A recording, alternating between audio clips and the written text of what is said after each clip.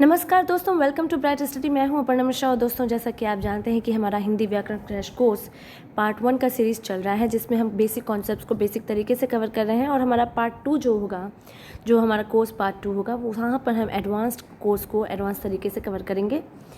तो दोस्तों, हमेशा हम आगे बढ़ने से पहले ये ओवरव्यू आपसे डिस्कस करते हैं। हमने क्रैश कोर्स का अपना एक टॉपिक्स डिसाइड किए हैं कि हम कौन कौन से टॉपिक्स कवर कर रहे हैं अपने इस पार्ट 1 में। व्याकरण के पार्ट 1 में कौन से टॉपिक्स कवर करने हैं। तो ये 13 टॉपिक्स हैं दोस्तों। इस पे आप ज़रूर एक बार वीडियो पे में आगे बढ़ने से पहले ज़रूर इस पे निगाह डाल लिया कीजिए, ताकि आपको कॉन्सेप्ट्स क्लियर हो जाएं कौन से टॉपिक्स हम कवर कर रहे हैं। दोस्तों, भाषा, उपसर्ग और प्रत्यय, हमने ये तीनों टॉपिक्स कंप्लीट कर लिए और इस पे बने अभ्यास प्रश्नों को सॉल्व कर लिया है। संज्ञा, सर्वनाम, इन दोनों को भी हमने कंप्लीट कर लिया है और इस पे भी बने हमने अभ्यास प्रश्न सॉल्व कर लिए हैं। दोस्तों, हमारा विशेषण चल रहा है और जैसा कि आप जानते हैं कि दोस्तों, हमने संज्ञा और सर्वनाम को भी 2 पार्ट्स में डिवाइड किया था। तो मैं आपको पहले ये बात बता दूं, क्लियर कर दूं कि अगर हम 2 पार्ट्स में डिवाइड कर रहे हैं, इसका मतलब ये नहीं है कि जो हमारा टॉपिक है बहुत लेंथी या कॉम्प्लिकेटेड है। वो सिर्फ इसलिए क्योंकि आप जानते हैं, हमने जब स्टार्ट किया है, हमारा मोटो ही, हमारी जो सीरीज़ का मोटो ही है वो ये है कि हम बेसिक से एडवांस लेवल पे जाएंगे, मतलब बेसिक तरीके से कॉन्सेप्ट्स को क्लियर करेंगे। तो इसीलिए हमने 2 पार्ट्स में डिवाइड करके कॉन्सेप्ट्स को थोड़ा सा एक्स्ट्रा नॉलेज के साथ आपके सामने पेश किया है। अब दोस्तों, हमारा जो विशेषण जो टॉपिक है, जो हमारा आज का टॉपिक है, तो मैं आपको बता दूं कि विशेषण भी हमने 3 पार्ट्स में डिवाइड किया है और आज हम अपना पार्ट 3 कंप्लीट करेंगे, जिससे हमारा विशेषण पूरा पार्ट जो हमारा अध्याय है वो कंप्लीट हो जाएगा।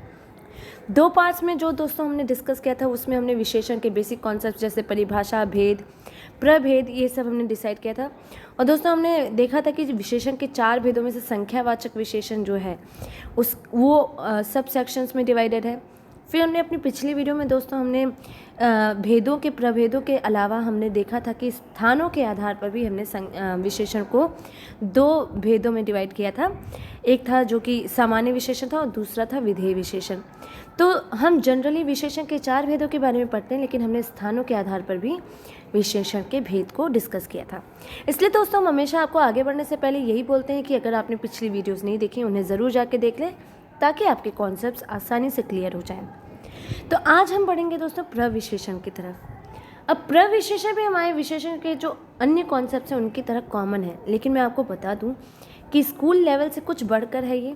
कॉलेज लेवल पे और कॉम्पिटिटिव लेवल पे प्रविशेषण को ज़्यादा महत्ता दी जाती है। अब जैसा कि आप देख रहे हैं प्रविशेषण, अगर हम इसे व्याकरणिक लैंग्वेज में अगर देखें दोस्तों, तो आप यहाँ स्क्रीन पर देख सकते हैं कि किसी संज्ञा या सर्वनाम की विशेषता बताने वाला हम जानते हैं शब्द विशेषण है। लेकिन जो विशेषण और क्रिया विशेषण की भी विशेषता बताता है, हम उसे प्रविशेषण या अंतर विशेषण कहते हैं। अब आप बोलेंगे ये कैसे हुआ? हाँ, विशेषण तो हम जानते हैं, लेकिन प्रविशेषण एक और नया ऐड हो गया। जी हाँ दोस्तों, इसमें बिल्कुल भी कोई हमें गणित नहीं लगानी है। हम विशेषण के बारे में जानते हैं कि वह संज्ञा या सर्वनाम की विशेषता बताता है, लेकिन प्रविशेषण उससे थोड़ा सा एडवांस लेवल का होता है और ये किसी क्रिया विशेषण या विशेषण की भी विशेषता बताता है। और अगर आपको अभी भी ये स्पष्ट नहीं हुआ है, तो जैसा कि हमारा हमेशा मोटो रहता है कि उदाहरणों के साथ आपको क्लियर किया जाए, तो चलिए उदाहरण देख लेते हैं। पहला उदाहरण है दोस्तों हमारा, विभाष अच्छा तैराक है। अगर इसमें हम देखें तो विभाष हमारा विशेष्य है। विशेष्य के बारे में हम जानते हैं जिसकी विशेषता बताई जाती है। तो सिंपली विभाष की यहाँ पर विशेषता क्या बताई जा रही है कि वो एक अच्छा तैराक है। ये एक सिंपल विशेषण का सेंटेंस है, इसमें सिर्फ विशेषण है, यह हम सिंपल सेंटेंस बोल सकते हैं।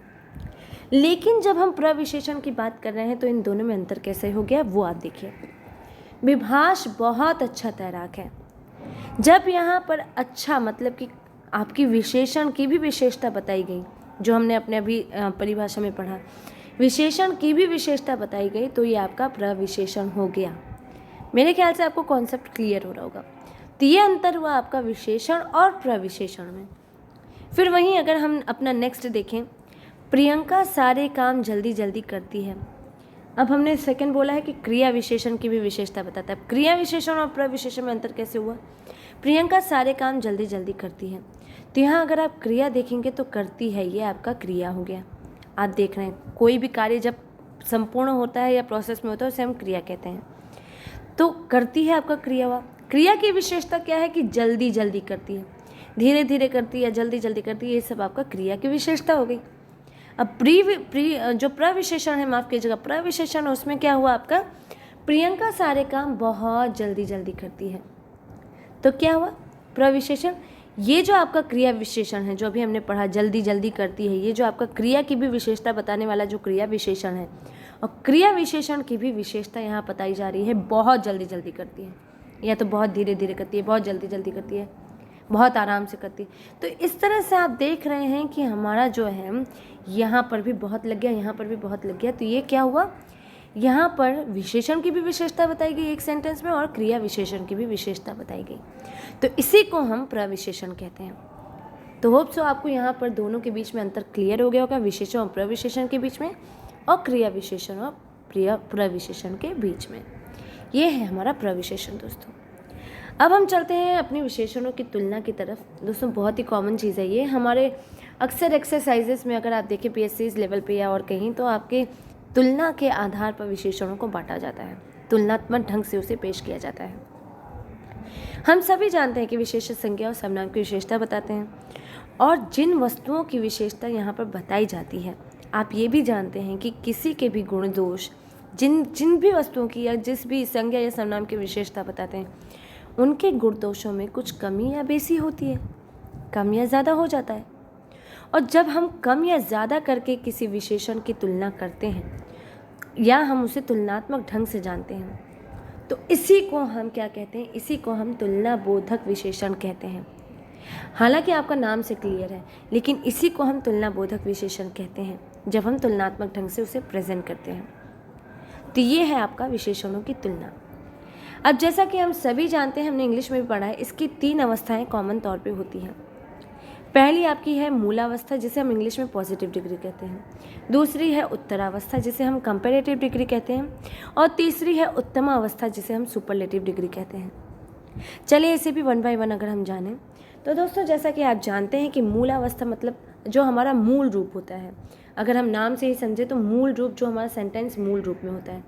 अब यहाँ सेंटेंस की बात नहीं हो रही है, यहाँ विशेषण की बात हो रही है। तो जो विशेषण हमारा मूल रूप में होता है, मतलब देयर इज़ नो कंपैरिजन, इन सेंटेंस में कोई तुलना नहीं होती है किसी से, इनका अपना एक विशेषण है जो मूल रूप में है। जैसे अगर हम एग्जाम्पल लें, अर्चना सुंदर लड़की है, आप देख रहे हैं अर्चना सुंदर लड़की, किसी से ज़्यादा सुंदर है या किसी से कम सुंदर है, ऐसी कोई तुलना नहीं है। यह सबसे ज़्यादा सुंदर है, ऐसी कोई तुलना नहीं है, सिर्फ यहाँ पर लिखा है अर्चना सुंदर लड़की है। तो ये अपने जो कॉमन फॉर्म है, जो अपना मूल रूप है, जिसका मेन रूप है, उसी के अंदर है, उसी में ही है। तो इसीलिए इसे हम मूलावस्था या पॉजिटिव डिग्री का रूप कहेंगे। वहीं जब हम उत्तरावस्था या कंपैरेटिव डिग्री की बात करते हैं, जैसा कि अगर आप इसे दोस्तों इंग्लिश में समझ लें तो आपको और ईजी हो जाएगा। कंपैरेटिव डिग्री मतलब कंपैरिजन चल रहा है, यहाँ पर तुलना चल रहा है, किसी से हम तुलना कर रहे हैं, या तो ज़्यादा के परिप्रेक्ष्य में कर रहे हैं, या तो कम के परिप्रेक्ष्य में कर रहे हैं। तो यही हमारा इसका सार भी है। यहाँ जब दो व्यक्ति या वस्तुओं की तुलना या गुण दोषों की तुलना जब हम करते हैं, तो वो होता है हमारा उत्तरावस्था या कंपैरेटिव डिग्री। जैसे राम श्याम से अधिक बलशाली है, 2 लोगों के बीच में कंपैरिजन हो गया, या राम श्याम से कम बलशाली है। 2 लोगों के बीच में मोर देन या लेस देन, ऐसा आप इंग्लिश में भी करते हैं, किसी से ज़्यादा या किसी से कम हमने तुलना की, ये हो गया आपका उत्तरावस्था। फिर है दोस्तों हमारा उत्तमावस्था। उत्तमावस्था मतलब सुपरलेटिव डिग्री, जैसा कि आप यहाँ पर इंग्लिश में ही देख रहे हैं कि सुपरलेटिव डिग्री, या हिंदी में देख रहे हैं उत्तमावस्था मतलब कि उच्च कोटि वाला, सबसे उच्चतम वाला। जैसे हमारा सुप्रीम कोर्ट होता है, बिल्कुल सुप्रीम होता है, उससे ऊपर कोई नहीं है, वैसे ही इस डिग्री से ऊपर कोई नहीं है। यहाँ हम सर्वोत्तम अवस्था की बात करते हैं, विशेषण की जो हमारी सर्वोत्तम अवस्था होती है या सुप्रीम अवस्था होती है, उसके बारे में हम यहाँ पर बात करते हैं। कैसे, अब आप देखिए यहाँ पर हम कैसे देखेंगे, देखिए कि जब 2 से अधिक व्यक्ति या वस्तुओं की तुलना करके एक को श्रेष्ठ या सबसे कम बताया जाता है। बिल्कुल यही चीज़ हमारी है भी।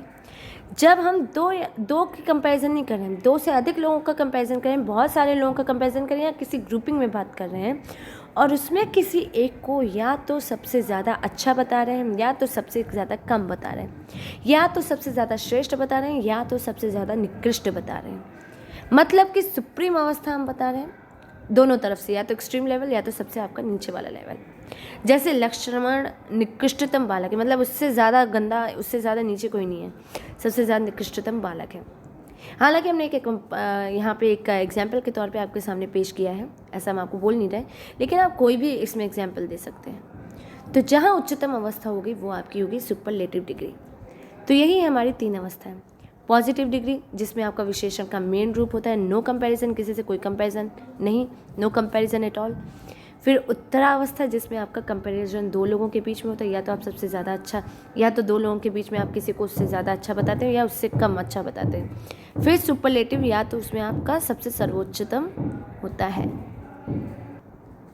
तो ये होता है आपका पूरा विशेषणों की तुलना, और इसे हम कहते हैं विशेषणों का, जिसे हम कहते हैं तुलना बोधक विशेषण। तो ये था हमारा विशेषणों की तुलना। अब दोस्तों हम आगे बढ़ें। विशेषण की अवस्थाओं के रूप देखें। यहाँ पर हम अधिक, सबसे अधिक या कम, सबसे कम का प्रयोग करके हमने यहाँ पर कुछ एग्जाम्पल्स आपके सामने पेश किए हैं, आप देख सकते हैं स्क्रीन पर। तो माफ़ कीजिएगा दोस्तों, यहाँ पर आपका मूलावस्था, उत्तरावस्था और उत्तमावस्था में यहाँ पर आपका कंपैरिजन क्या दिया गया है कि हम सबसे अधिक या सबसे कम का प्रयोग करके यहाँ पर यूज़ कर रहे हैं। जैसे आपको मूलावस्था में सुंदर है, उत्तरावस्था में अन्य अधिक सुंदर कर दिया और उत्तमावस्था में सबसे अधिक सुंदर कर दिया। इसी तरह से बुद्धिमान और चतुर में भी है, अधिक बुद्धिमान, सबसे अधिक बुद्धिमान, कम चतुर या सबसे कम चतुर। तो यहाँ पर हमने इसका प्रयोग करके इसकी उत्तरावस्था और उत्तमावस्था को हमने विशेषण की अवस्थाओं के रूप को आपके सामने पेश किया है। फिर दोस्तों यहाँ पर एक और यहाँ पर एग्जाम्पल दिया है। इसी प्रकार तत्सम शब्दों में भी मूलावस्था में विशेषण का मूल रूप, उत्तरावस्था में तर और उत्तमावस्था में तम का प्रयोग होता है। मतलब कि इसमें दोस्तों आपको कुछ एग्जाम्पल्स आपके सामने दिए गए हैं, आप देख सकते हैं कि उत्तरावस्था में तर का अधिकतर प्रयोग होता है और उत्तमावस्था में तम का प्रयोग होता है तत्सम शब्दों में।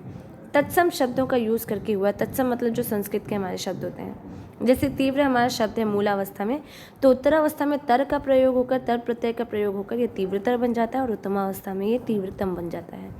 इसी तरह से अधिक और उच्च में भी है, अधिकतम और उच्चतर और उच्चतम बन जाता है।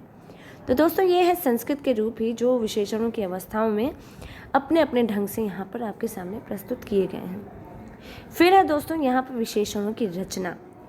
अब आप देख रहे हैं कि यहाँ पर विशेषणों की रचना बहुत ही कई तरीक़ों से की गई है, हमने इससे पहले भी पढ़ा है, हालांकि आप उसमें कंफ्यूज होंगे, लेकिन मैं आपको यहाँ पर एग्जाम्पल के साथ दे दूँ तो आपको क्लियर होगा। देखिए, कुछ शब्द आपके मूल रूप में ही होते हैं विशेषण, जैसा कि हमने अभी भी पढ़ा 3 डिग्रीज में जब हम पढ़े, लेकिन कुछ की रचना होती है आपकी संज्ञा, सर्वनाम और क्रिया, इन शब्दों से मिलकर आपकी बनती है।